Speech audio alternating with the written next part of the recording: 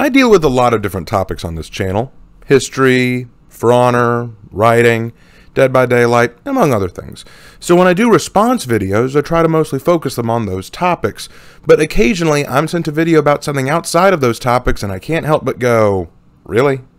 The YouTube channel in question today is Storied. It has many different shows within it, such as It's Lit, a series that I suspect at some point I'll have to address. And of course, Monstrum, a series about the origins of certain monsters and myths in human history. I've always found Monstrum to be mostly harmless, but occasionally I do see things in them that make me laugh. And in this video, Monstrum tells us about why we are afraid of sharks, why we find sharks scary. It's a simple topic on its own, but watching it just made me laugh because of all the contradictory points, the times that they overreach. It's pretty hilarious. Now, I want to say first off that I'm not here to drag Monstrum across the coals. I merely just want to laugh along with you guys at this video, and it was sent to me by some of my fans saying that they hope that I'll take a look at this. In fact, believe it or not, I've been asked by my fans very regularly to take a look at Monstrum, and this is the first time I'm doing it, so we'll see if I do more of these in the future, but this is just the first one I saw where I said, yeah, there's a lot I have to say about this. So, let's get started.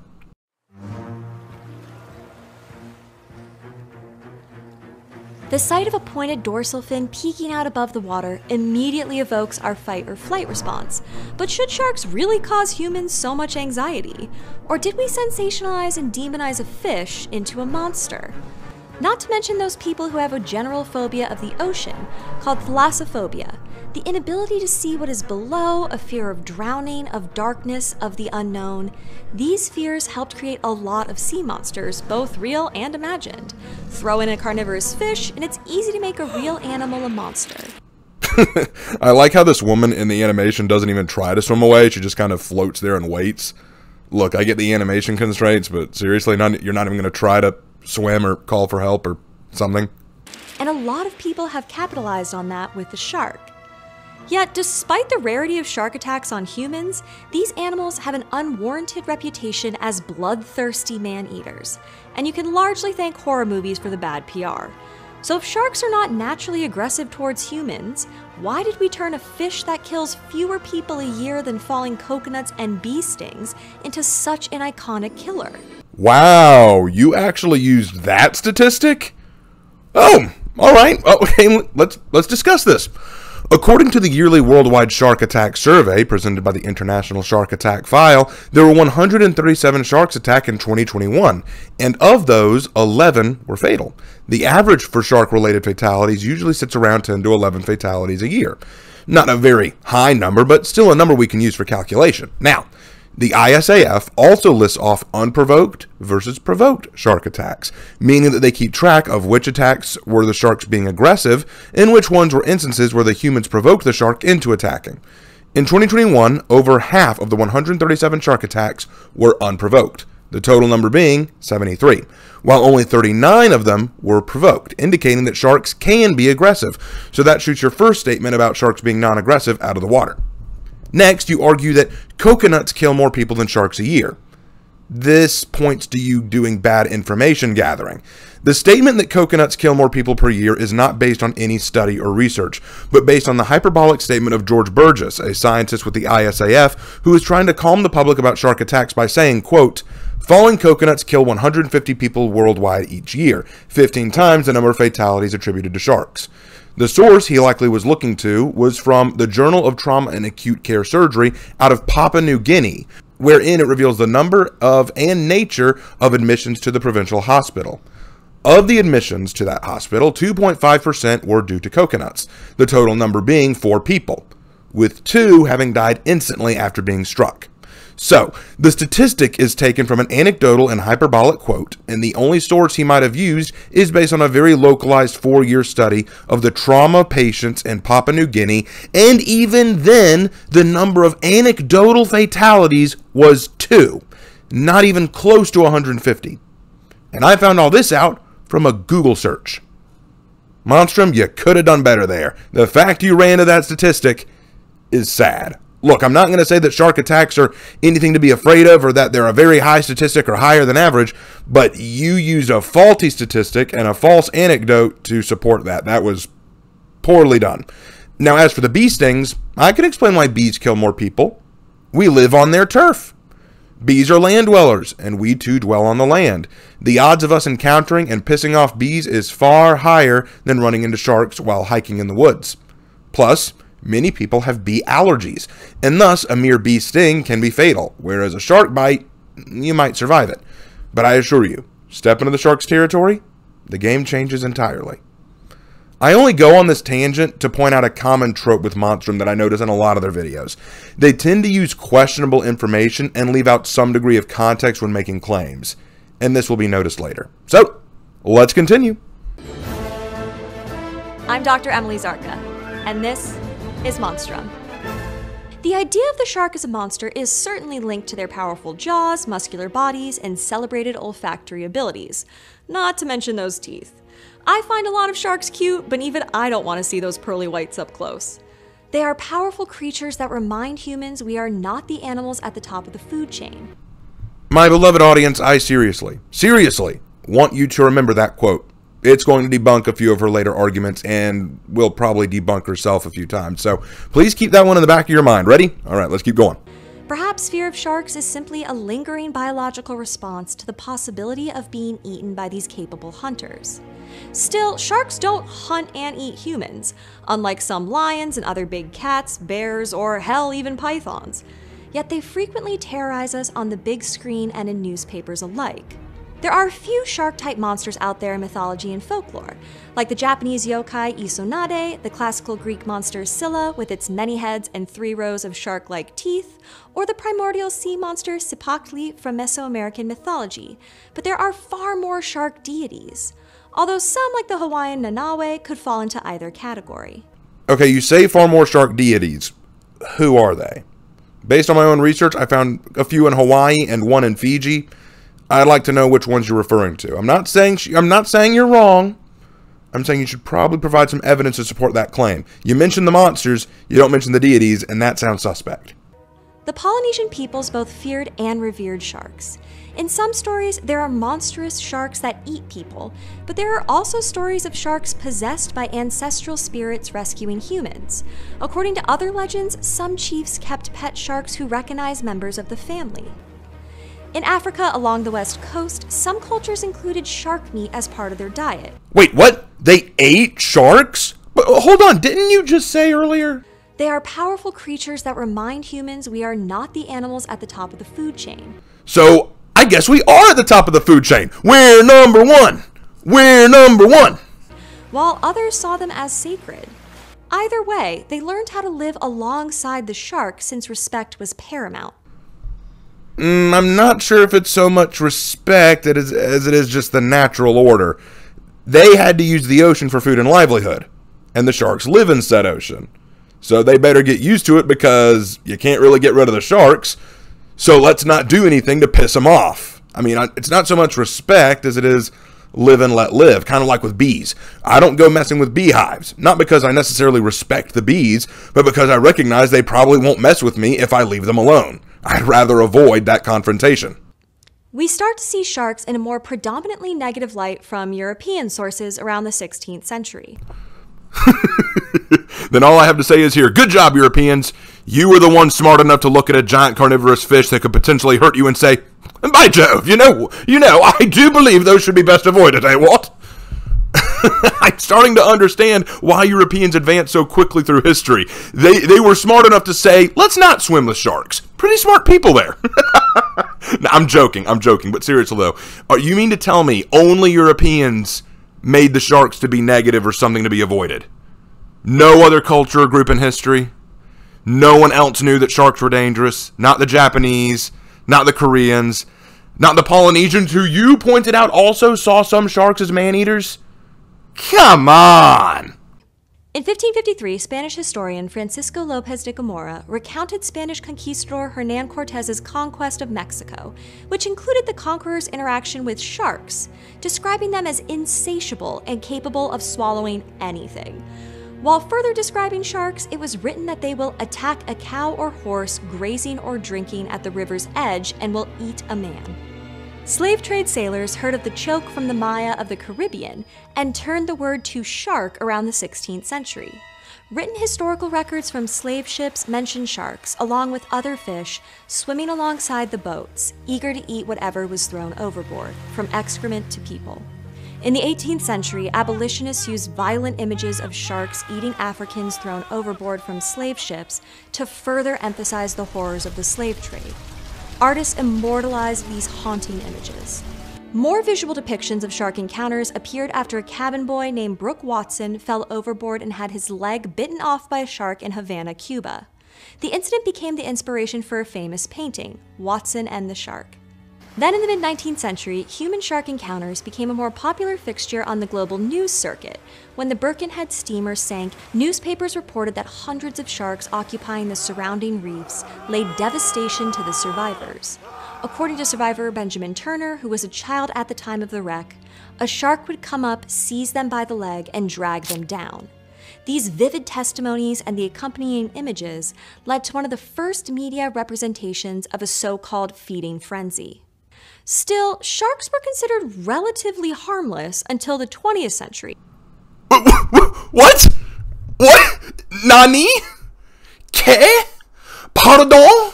Lady, did you just have a memory lapse and forget all of what you just said? The conquistadors and Hernan Cortez described the gluttonous and savage feeding habits of sharks. The slave traders saw sharks circling ships waiting for food. A cabin boy lost his leg to a shark, and you described the HMS Birkenhead disaster, an actual event with various testimonies to support it, and now you're saying sharks were still seen as harmless? Okay, either you're leaving out information, or people back then were just really naive. I don't know. A series of human-shark encounters in New Jersey in 1916 led to major newspapers labeling the animals as so-called man-eating monsters, causing a wave of panic. Around the same time, on the other side of the world in Australia, surfing was gaining popularity. As more humans entered into shark habitats, the news began to pay attention to fatal encounters. Public and political outcry led to the meshing of metropolitan beaches. Nets were installed along the coastline to catch sharks that got too close. In 1958, the Shark Attack File was founded to document global shark encounters. Overwhelmingly, however, sharks were still at the periphery of consciousness for most. Okay, I was joking earlier, but do you have short-term memory loss? Did you literally not just talk about the 1916 shark attacks that sent the whole American public into a frenzy? I looked this up. Woodrow Wilson himself literally had a meeting with his cabinet to discuss these shark attacks. It was likely one of the leading influences on the book and movie for Jaws, and the House of Representatives allocated $120,000 in today's money just to end the threat. This was a pretty big deal. This was something all of America was focused on, and you're saying that we still weren't that worried about it? Really? Until Jaws. The famous film is based on a 1974 novel of the same name, inspired in part by those 1916 New Jersey events. What? But why? Didn't you say those events didn't really lead sharks to being recognized as threats to the overall community? Lady, come on. When the film adaptation hit theaters in 1975, it was accompanied by massive fanfare. Jaws defined the summer blockbuster. It helped launch Steven Spielberg's career, gave us one of the most iconic movie scores of all time, and made a whole lot of people terrified to go into the water. We can partially thank Universal Studios' marketing team for that. Inspiring fear seemed to be their driving strategy. It is as if God created the devil and gave him Jaws.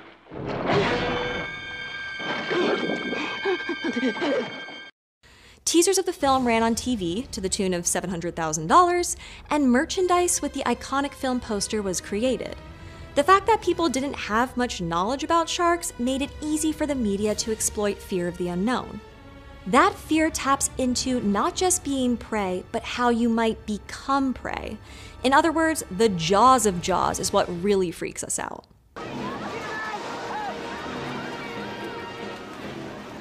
Jaws also plays on fears and guilt of war, comments on mass hysteria, and criticizes the reckless scientist. Comparisons of the film's mayor to the disgraced President Richard Nixon indicate parallels between the shark cover-up and Watergate.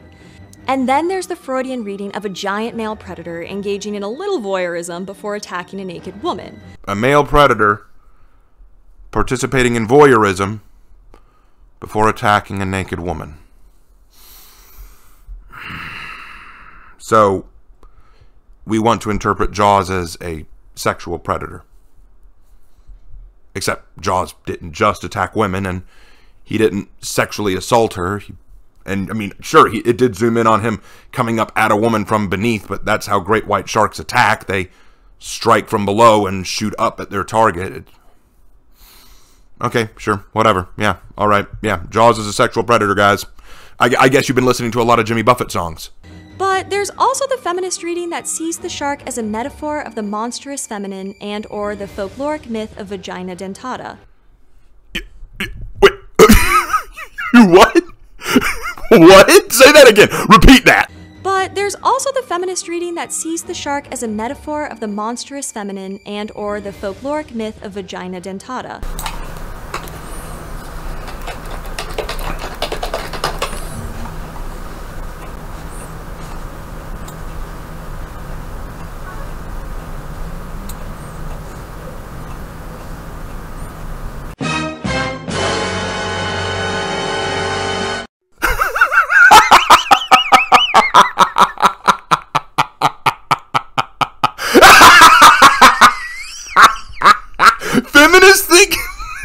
Feminists think the shark represents vaginas with teeth. Who the hell thinks that? Who actually watches a movie about a man-eating shark and assumes the shark is a symbol for a vagina? And what is it supposed to even be about? Is it empowering for women that a giant vagina with teeth is eating and destroying the evil and sexist men? Or is it sexist towards women because the men are trying to kill the man-eating vagina monster?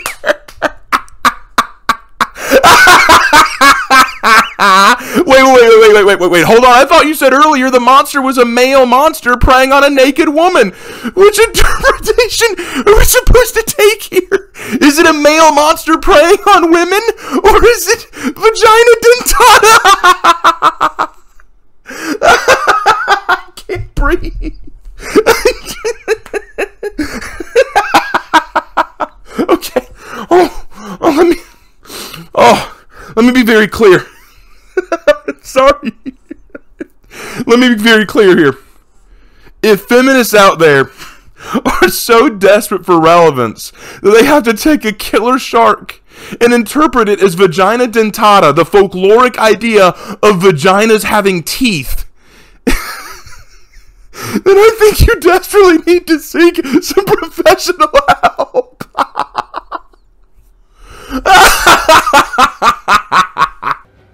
Regardless of how you interpret the film, it's indisputable that the great white shark at its center is meant to be the monster.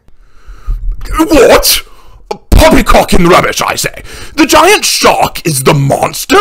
In a movie about a giant shark monster? Tomfoolery.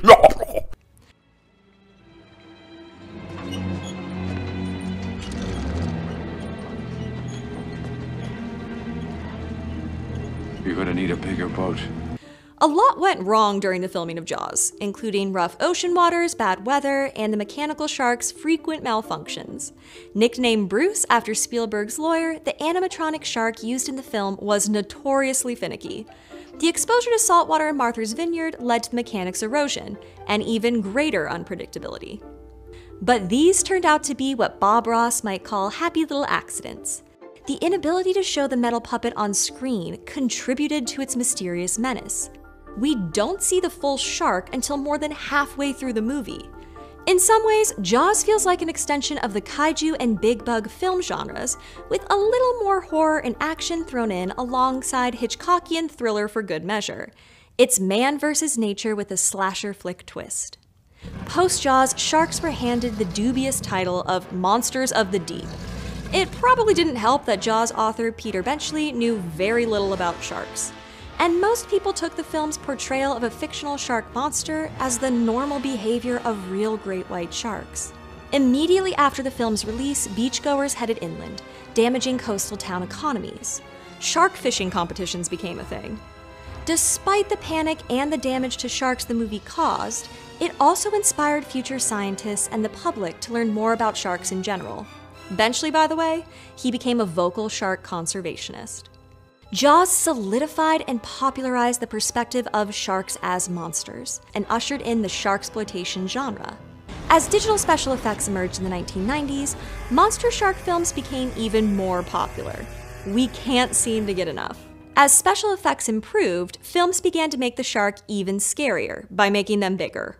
Much bigger. Enter the Megalodon. The idea of the prehistoric fish surviving extinction was introduced in the Jaws book when Hooper, an oceanographer, speculates that the titular massive white shark is likely a smaller version of a creature lurking far deeper down in the ocean. He mentions megalodons and questions if they are extinct. In 1997, another author would pick up on that thread and expand it, literally.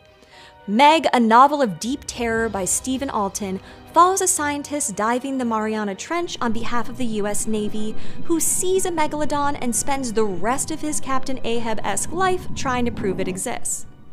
The book opens with an awesome scene of a T-Rex getting eaten by a megalodon. Unfortunately, the Meg Books film adaptation in 2018 didn't include that scene, but it did give us Jason Statham underwater fighting a fairly impressive CGI shark. While in the past, the media latched onto the sensational, with the Meg we got the requisite monster shark attention, but with a side of science. Mac! Tracker is live! Great. Reel him in, DJ.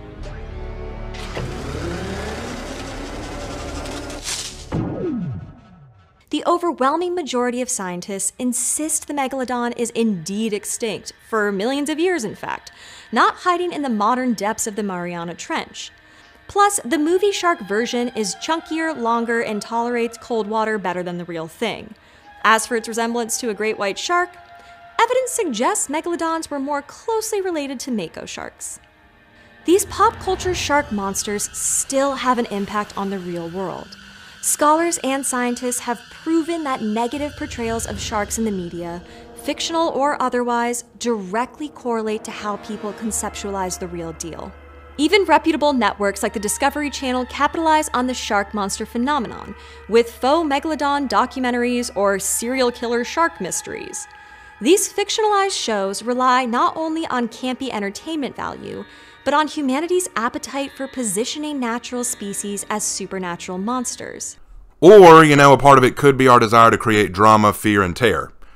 We humans perversely like to make things scary. We go on scary rides, we go see horror movies, all because we enjoy the thrill of horror and terror. And while supernatural threats like demons, ghosts, and aliens might be hard to believe or imagine, killer sharks are one of the few things we could potentially believe to be real because sharks have killed people. That's why Jaws was such a hit. The monster wasn't some supernatural demon we knew could never actually get us. It was something very real, very dangerous. Though the likelihood of shark attacks are slim, they are more believable to us than zombie attacks, which is why we are drawn to what is more believable. The fish becomes a serial killer, a spectral figure, a monster. Many sharks today are facing the threat of extinction, primarily because of human actions. Threats to shark populations include fishing, fin harvesting, pollution, habitat loss, and climate change. It is estimated that 100 million sharks are killed every year for commercial profit. Again, that line you said earlier about us not being top of the food chain? Sorry, but from this, we're number one! We're number one! As apex predators, the removal of sharks from the food chain has a catastrophic effect on marine ecosystems. Today, some scuba divers seek out shark encounters, looking not for monsters but for beauties, honoring the animals by respecting them and studying them, not demonizing them. Sharks aren't devious man-hunting killers. We made them monsters. Fight or... Okay. Lady, I want you to really stop yourself and think for a long moment about what you just said. We made them monsters. Are you trying to guilt me into thinking it's humanity's fault that we made something that wasn't a monster to be a monster? And yet for all your doctoral credentials and your intellectual capabilities, you fail to realize that monsters have always been created by us. The monsters you talk about in your show are always the creation of the human imagination. What is a monster if not something generated from the mind of man? We decide what our fears are and what inspires them. The man who fears cats will see cats as monsters. The woman who fears spiders will see spiders as monsters. And the society who fears sharks will see sharks as monsters. I mean, you tried to act like we somehow have only recently started seeing sharks as evil or monstrous by comparing Western society to Polynesian and African society, without ever stopping to realize that they too could be just as susceptible to being eaten or preyed upon by sharks. Yes, they deified and admired sharks because of their power, because of their might. They respected it and feared it. It was a healthy fear, a fear we should be conscious of. I'm not saying we should go out and kill sharks en masse in some it's them or us kind of mindset, but to pretend sharks aren't dangerous, to lie and say, oh, they aren't dangerous, coconuts are more deadly, despite all the evidence you've shown that they can be dangerous, is going to cause more harm than good. We should care about and respect nature, but we also need to have a healthy degree of fear of it as well. There are creatures like sharks who have massive destructive power and can do us harm if we trifle with them. Making them out to be poor victims of human evil doesn't help them or us. Yes, we can do better about pollution. Yes, we can stifle shark culling and fishing. Absolutely. But more than anything, what can we do? We can leave them alone. To quote John Hammond in Jurassic Park 2, these creatures require our absence to survive, not our help. Leave sharks to do what sharks do best. Be the apex predators of the ocean. The best thing we can do for them is to admire them from a distance, study them to learn how they work, and let them control the seas. We'll keep the oceans clean, we'll work to preserve nature, we'll work to clean up pollution, we'll work to end some of these sharking fishing expeditions. Absolutely, I'm all down for that. But trying to say, let's go up and hug a shark today, let's really love these sharks because they're poor, beaten victims, it's not helping. Especially when you lie about it and say things like coconuts are more deadly. That doesn't help. It creates a false narrative. Just as false as saying that sharks are all man-hunting, vicious, monstrous killers, that is false. But saying that the complete opposite, that they don't actually hurt humans and that shark attacks are so seldom that even coconut deaths are more common, that's also false. We need to have a respect for nature. There's a reason we don't go picking up spiders. Even though spiders don't usually try to bite humans unless provoked, we don't go messing with them because we recognize the danger inherent in messing with them. We don't go poking beehives because we know that there is a threat in angering the bees. We don't go pet a tiger because we know that there is a danger inherent in getting in the tiger's space. In the same way, we should not go playing with sharks because there is an inherent truth in the fact that sharks can be dangerous. Not that they're actively seeking our destruction, but that they can be dangerous. And denying that fact or trying to distort that truth is going to do the sharks more harm when they do hurt somebody and we go after them, and do us more harm when we buy into that lie and decide we're going to swim with sharks today. Keep that in mind. I think that your show is fine. Monstrum, as a general rule, doesn't do a lot bad, in my opinion. Most of the time, I just think that they have really weird takes. Usually, their cultural and historical discussions are fascinating, although I do think that they inject politics a little too much into it, but then again, everyone does that these days.